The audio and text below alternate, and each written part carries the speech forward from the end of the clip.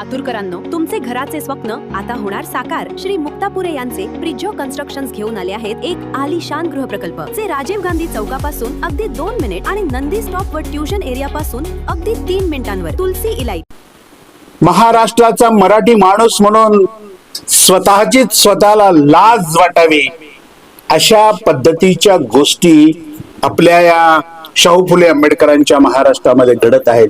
छत्रपती शिवरायांच्या महाराष्ट्रामध्ये घडत आहेत. अत्यंत वाईट, म्हणजे कुठल्या शब्दानं अशा वाईटपणाचं वर्णन करावं असाही प्रश्न उपस्थित राहावा. इतक्या खालच्या थराला या राज्यातली राजकीय व्यवस्था आणि राजकीय व्यवस्थेचं समर्थन करणाऱ्या टोळक्यांची मनोवृत्ती केलेली आहे. अत्यंत भयानक. यापूर्वी या राज्याच्या स्थापनेच्या 50-60 वर्षाच्या काळामध्ये, स्वातंत्र्याच्या काळामध्ये सुद्धा अशा पद्धतीची राज्याचा जो काय म्हणतो आपण त्याला बौद्धिक उंची होती ती एवढी खालच्या तराला कधी घसरल्याचं आपल्याला पाहायला मिळालेलं नव्हतं. परंतु आज आपण ते पाहतोय, ते ऐकतोय आणि निमूटपणे बसतोय. हे दुर्दैव आहे की तुमच्या माझ्यावर निमूटपणे बसण्याची पाळी आलेली आहे. ते काय प्रकरण आहे, तो काय विषय आहे आणि काय घडलंय आपल्या या महाराष्ट्रामध्ये, या विषयावर मी आपल्याशी बोलणार आहे. नमस्कार, मी राजू पाटील आणि आपण पाहत आहे द रिंगल लाईव्ह. मित्रांनो, अजूनही आपण रिंगल लाईव्ह हे आपलं चॅनल सबस्क्राईब केलं नसेल तर माझी आपल्याला विनंती आहे, जरूर सबस्क्राईब करा. आवडलं तर लाईक करायला विसरू नका आणि छानच आवडलं तर तुमच्या मित्राला सुद्धा ते शेअर करायला विसरू नका. मित्रांनो, देशामध्ये नारी शक्ती वंदन नावाचा कायदा आणला गेला, जो की पूर्वीच पास झाला होता, तो पुन्हा एकदा आणला गेला आणि मग तो काही संसदेमध्ये फेटाळला गेला.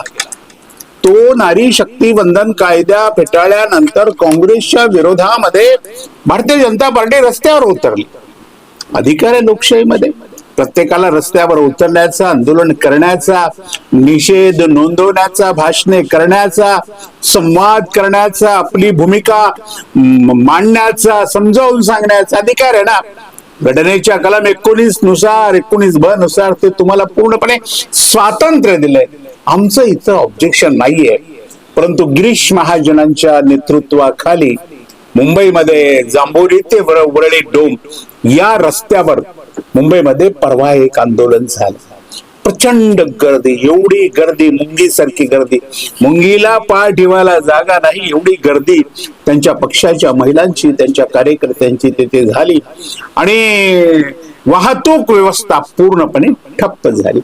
आता कुठलंही रस्त्यावरचं आंदोलन म्हटल्यानंतर ते कसं केलं पाहिजे यासाठी माननीय सुप्रीम कोर्टाने काही निर्देश घालून दिलेले आहेत, काही आदेश दिलेले आहेत आणि त्या आदेशाचं पालन तर झालं नाही. मुंबईच्या पोलिसांनी त्याकडे पूर्ण दुर्लक्ष केलं. परंतु एक भयानक घटना या मोर्चाच्या दरम्यान मुंबईमध्ये घडली. मित्रांनो, ज्या घटनेची दखल घेतली पाहिजे, ज्यावर बोललं पाहिजे, तुमच्यापर्यंत तो विषय आणला पाहिजे. तुमच्याही कानावर असेल तर तुम्ही त्यावर चिंतन केलं पाहिजे, मंथन केलं पाहिजे, विचार केला पाहिजे की काय घडतंय आपल्या महाराष्ट्रामध्ये. विषय आहे या मोर्चामध्ये अडकून पडलेल्या एका सामान्य मुंबईकर महिलेचा, जी महिला भगिनी मुंबईच्याच कुठल्याशा एका फर्म मध्ये नोकरी करते आणि शेजारीच काही अंतरावर तिचं छोटं बाळ, तिचा मुलगा हा शाळेत जातो. शाळेची वेळ संपलेली असते आणि त्या बाळाला आपल्या ताब्यामध्ये घेऊन त्या लेकराला घरी घेऊन जायचं असतं. या सगळ्या गोष्टीसाठी 1 तास लेट होतो. शाळा सुटलेली असते, 1 तास झालेला असतो शाळा सुटून, तरीही ट्रॅफिक पूर्णपणे जाम असतं. इकडच्या लोकांना तिकडं आणि तिकडच्या लोकांना इकडे येण्याची अजिबात मुभा त्या मोर्चामध्ये नसते. आणि अशा वेळेला एक मुंबईकर महिला, सामान्य भगिनी या भारतीय जनता पार्टीचे नेते गिरीश महाजनांना जाब विचारते आणि ते म्हणते, काय चाललंय तुमचं? तुम्ही का त्रास देताय आम्हाला? का प्रवेश नाही आम्हाला पलीकडे जायला? आमचं बाळ तिकडे अडकून पडलंय असं समजावताना आक्रोशानं समजवते, चिडून समजवते, वेदनेनं व्याकुळ होऊन समजवते. इतकंच नाही तर रागात गेट आउट फ्रॉम हिअर असाही तो उल्लेख करते. हा प्रकार घडल्यानंतर हे प्रकरण जेव्हा न्यूज चॅनल्सवर, युट्यूब्सवर किंवा समाज माध्यमावर प्रसिद्ध होऊ लागतं, ते व्हिडिओ प्रसिद्ध होऊ लागतात, तेव्हा लगेच भारतीय जनता पार्टीचे ते 40 पैसेवाले बघतायत ना, ट्रोलर मंडळी, समाज IT शेलवाले वगैरे काहीतरी असतात त्यांचे कार्यक्रम, ते लागलीच त्या महिलेच्या चेहऱ्यासारखा एक चेहरा कुठेतरी शोधून काढतात इंस्टाग्रामवरून वगैरे, आणि मग तो काही अर्धनग्ध फोटो, काही डान्सचे फोटो, काही बियर दारू पीत असल्याचे फोटो लागलीच ते त्या इन्स्टावर किंवा आपल्या समाज माध्यमावर टाकले जातात. आणि असं लिहिलं जातं, अरे ती महिला कोणी सामान्य मुंबईकर नाही, ती महिला कोणी नोकरीची महिला नाही, ती छिनाल आहे, ती धंदेवाली आहे, ती बार डान्सर आहे, ती कॉल गर्ल आहे. आणि अशा थर्ड क्लास महिलेसाठी एवढी काय तिची दखल घेण्याची आवश्यकता आहे? अशा पद्धतीचं ट्रोलिंग, अशा पद्धतीची भाषा, अत्यंत खालच्या दर्जातले शब्द त्या भगिनीसाठी वापरले जातात, त्या माऊलीसाठी वापरले जातात या आपल्या महाराष्ट्रामध्ये. घडलंय कधी यापूर्वी असं आपल्या राज्यात?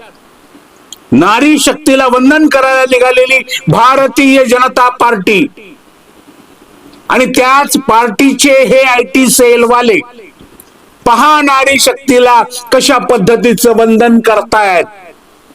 छिनाल, धंदेवाली, बार डान्सर, कॉल गर्ल हे शब्द लाज नाही का वाटत? लाज नावाची चीज शिल्लकच उरली नाही का? मेंदू नाहीये का वरच्या भागामध्ये? का मेंदूच गळून पडलाय? काय घडलंय नेमकं? पक्षाचं प्रेम असावं, पक्षावर निष्ठा असावी, पक्षाच्या ध्येय धोरणाचा अभिमान असावा, परंतु एवढं काय खातो आपण नेमकी दररोज? आपल्या जेवणात असतं तरी काय? अन्नच खातोय ना, का शेण खातोय? एखाद्या विषयावर वाटेल ते विधान करून एखाद्या माऊलीवर अशा प्रकारची लांछनं लावताना लाज वाटत नाही? जेव्हा त्या ताई कोण आहेत, काय करतात, कुठे राहतात याचा अभ्यास न करता, त्या नोकरीला होत्या, त्यांचं ऑफिस सुटलं होतं, ते मुलाला आणायला गेल्या होत्या, त्यांचं छोटस बाळ अडकलं होतं, त्या आई होत्या, तो आक्रोश त्या आईचा आक्रोश होता. स्वतःचा मुलगा अडकून पडलाय, शाळा सुटलीये, सगळी मुलं निघून जात आहेत, ते लेकरू शाळेच्या दारात एका कोपऱ्यात थांबलंय, लहान आहे, त्याला अजून समजत नाही, रस्ता क्रॉस करता येत नाही. ही वस्तुस्थिती असताना ती धंदेवाली, ती छिनाल, ती बालगर्ल, ती बार डान्सर, ती गंजोटी हे शब्द आठवतातच कसं? कुठून येते एवढी बुद्धी? तरी नेमकी येते कुठून? कोण कुठल्या शाळेत ही सगळी मंडळी शिकल्या? त्या शिक्षकाला आपल्या या चोट्यांचा हा प्रताप पडून लाज वाटत नसेल काय? की आपल्या शाळेमध्ये शिकलेले, 10वी पास झालेले किंवा ज्या महाविद्यालयामध्ये हे सगळे शिकले, तिथून डिग्री घेऊन बाहेर पडले, त्या प्राचार्यांना लाज वाटत नसेल? की काय पिढी आपल्या हातून निपजलेली आहे अशा पद्धतीची? अरे कुठं राजकारण करावं, कुठे राजकारण करू नये. नारी शक्तीला वंदन करायला निघाले असताना एका नारीची ही अवस्था करता तुम्ही? मान्य आहे, पोलिसांची परवानगी घेतली होती मोर्चा काढायला, मान्य आहे, अधिकार आहे तो तुम्हाला.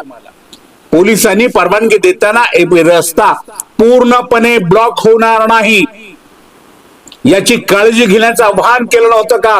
तशा लेखी सूचना दिल्या नव्हत्या का सुप्रीम कोर्टाच्या आदेशाप्रमाणे? हाही एक मोठा प्रश्न आहे ना. मुंबईतले मोर्चे काही ठराविक ठिकाणीच काढावेत, आंदोलन ठराविक ठिकाणी काढावं, असे संकेत असताना त्याची तुम्ही कुठलीच काळजी घेत नाही. बिनधास्तपणानं कसं वागता आणि आपल्या स्वतःच्या पोटच्या बाळासाठी आक्रोश करणाऱ्या एका महिलेवर अशा पद्धतीचे लांछन लावता. वा रे भारतीय जनता पार्टीची संस्कृती, वा रे संघाची शिकवण. तो इतकंच नाही, राहुल गांधीच्या भगिनी प्रियंका गांधी, राहुल गांधीने प्रियंका गांधीला किस केली, चुंबन घेतलं, लाडाचं आपल्या बहिणीचं चुंबन, जशी आई आपल्या बाळाचं चुंबन घेते, वडील आपल्या लेकराचं चुंबन घेतात. हे पाहून भारतीय जनता पार्टीच्या प्रचंड विद्वान नेत्या स्मृतीजी इराणी या म्हणतायत की आता राहुल गांधीने आपल्या बहिणी बरोबर लग्न करावं. काय विचार आहेत, किती दळभद्री विचार आहेत. या सगळ्या गोष्टीवरून भारतीय जनता पार्टीची बौद्धिक कॅपॅसिटी आता काय नेमकी कुठपर्यंत पोहोचलीये याचा अंदाज आपल्याला करता येणार नाही मित्रांनो. एवढे कसे विकृत विचाराचे तुम्ही लोक आहात, एवढे कसे दळभद्री आहात, एवढी कशी तुमची बुद्धी वाया गेली आहे. भावा बहिणीचं नातं तुम्हाला कळत नाही, आई लेकराचं नातं तुम्हाला कळत नाही. एखादी महिला न्यायासाठी आक्रोश करत असेल तर तुम्ही तिला छिनाल म्हणता, धंदेवाली म्हणता. हे काय चाललंय आपल्या महाराष्ट्रामध्ये, संतांच्या महाराष्ट्रामध्ये, शिवशाहू फुले आंबेडकरांच्या महाराष्ट्रामध्ये. महाराष्ट्रातली मराठी जनता यावर विचार करणार आहे का? जनतेला याचं काही देणं घेणं आहे का? यावर काही जनता बोलणार आहे का, भाष्य करणार आहे का? महाराष्ट्रातल्या जनतेला या राज्याचं वैभव कायम ठेवायचं आहे का नाही, असे अनेक प्रश्न निर्माण झालेले आहेत. याची उत्तरं देणार कोण आहे? तुम्हाला काय वाटतं? जरूर कमेंट करा आणि पाहत राहा रिंगण लाईव्ह, आवाज महाराष्ट्राचा.